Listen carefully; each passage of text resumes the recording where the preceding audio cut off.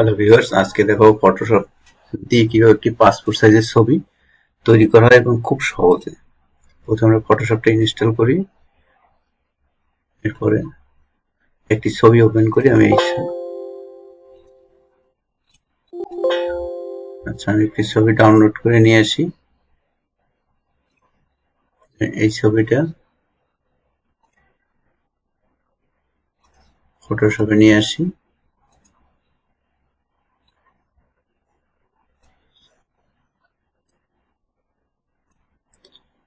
এবার ছবিটা ক্রপ করতে হবে। ক্রপ,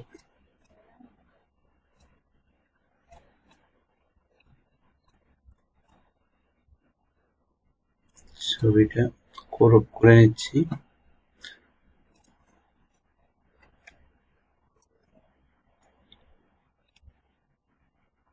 সাইডগুলো একদম ফাঁকা ফাঁকা, ছোট বাচ্চা তো তাই তো ফাঁকা হলে দেখতে খারাপ চিনে।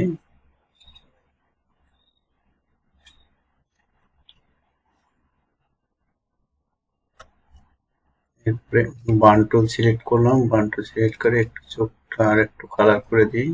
ভুরুটা একটু কালার করে দিচ্ছি। এরপরে ব্রাশ টুলটা সিলেক্ট করে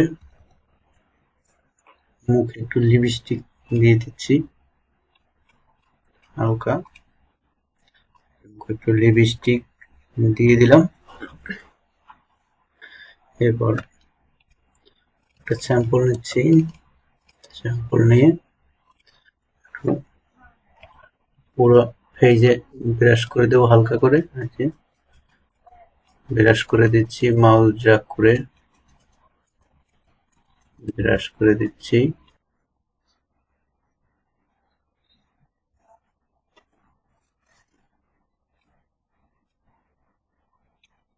মাউস ড্র্যাগ করে করে ছবিটা ক্লিয়ার করছি।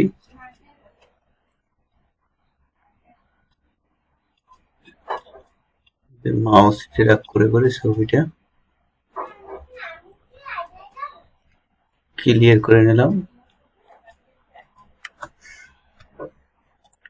এবার পিছনের ব্যাকগ্রাউন্ডটা রিমুভ করব।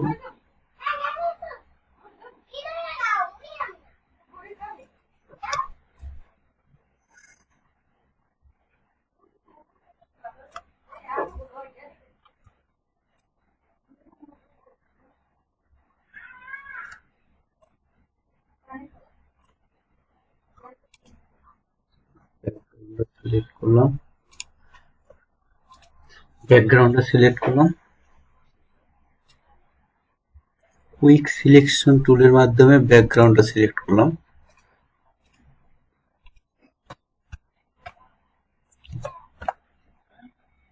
একটা ব্যাকগ্রাউন্ড কালার নিচ্ছি।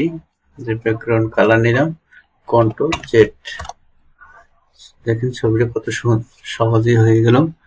এবার ইমেজ থেকে অ্যাডজাস্ট কালার থেকে সিলেক্ট কালার থেকে একটু কালার বাড়িয়ে কমিয়ে দেখবেন। যেভাবে সেট হয় সেভাবে করবেন।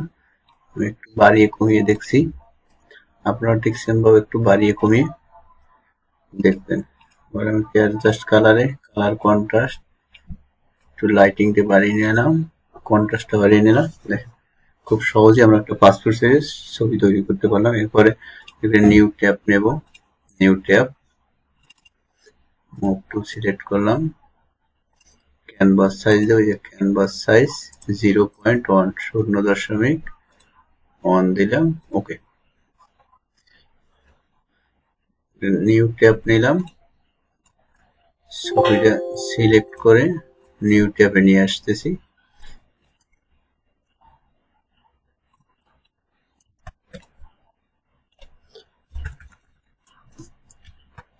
এটা আপনারাও চাইলে এভাবেই একটি পাসপোর্ট সাইজের ছবি তৈরি করতে পারবেন খুব সহজে এবং অল্প সময়ের মাধ্যমে।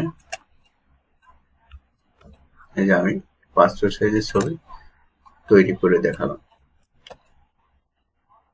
ধন্যবাদ। এ ধরনের আরো ভিডিও পেতে আমার চ্যানেলটি সাবস্ক্রাইব করে রাখবেন।